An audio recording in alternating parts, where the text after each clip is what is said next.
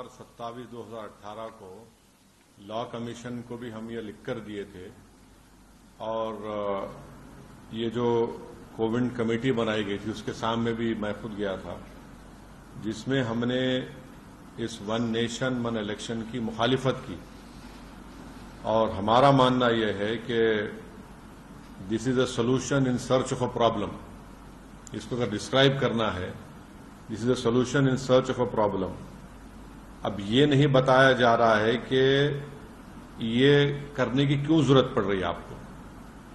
सरकार ये बोलती है कि आपके पॉलिसी पैरालिसिस होता है, कॉस्ट ऑफ एक्सचेकर को खर्चा होता है।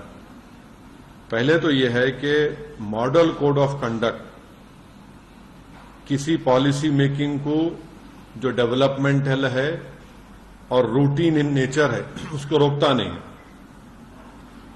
नंबर 1। दूसरी बात यह है कि इलेक्टोरल डेमोक्रेसी एक पिलर है हमारे भारत के पूरे कॉन्स्टिट्यूशन का। अब ये वीक कंसिडरेशंस पर अगर सरकार, मोदी सरकार ये कह रही है कि हमको पूरे इलेक्शन एक साथ करा देंगे हम, एडमिनिस्ट्रेटिव कन्वीनियंस, इकोनॉमिक वायबिलिटी, तो अगर कॉन्स्टिट्यूशनल रिक्वायरमेंट्स अगर फाइनेंशियल और एडमिनिस्ट्रेटिव कंसिडरेशंस पे होगा तो ये तो अलग कॉन्सिक्वेंसेस होंगे, इसके एब्सर्ड कॉन्सिक्वेंसेस होंगे। तो फिर अगर आप ये बोलेंगे भाई सिविल सर्विस काम नहीं कर रहा है, पुलिस काम नहीं कर रही है, निकाल दो।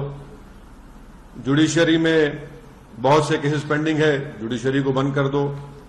तो ये ऐसा नहीं हो सकता है। इसीलिए ये जो वन नेशन वन इलेक्शन की बात नरेंद्र मोदी 2019 से कर रहे हैं, 2019 में जब उनको दोबारा कामयाबी मिली तो उस वक्त ऑल पार्टी मीटिंग हुई थी पार्लियामेंट की, लोकसभा की लाइब्रेरी में।